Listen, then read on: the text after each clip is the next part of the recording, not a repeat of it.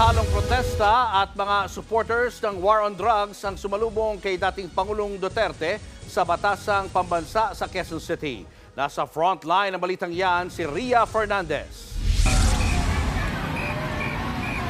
Pagdaan ng convoy ni dating Pangulong Rodrigo Duterte sa labas ng batasang pambansa sa Quezon City.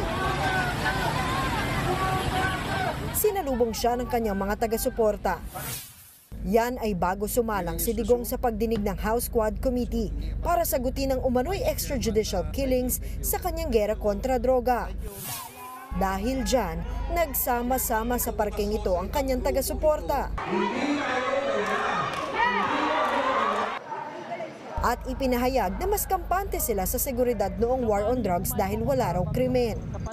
Kung hindi yung sabog, hindi naman yung gagawa ng ganun pang-hold up. There's a big difference right after, umalis siya. Napapansin ko na marami na namang nagiging bumabalik sa nagbabawal na gamot.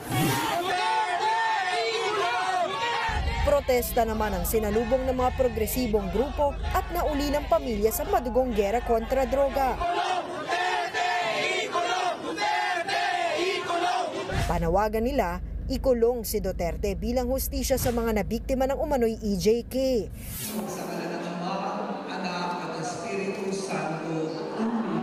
Nagdaos din sila ng misa sa loob ng Kongreso.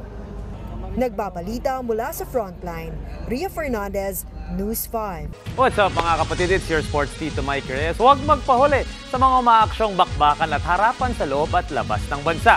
Para sa mga pandiin ng sports news, mag-follow at mag-subscribe sa social media pages ng News 5. Peace and love.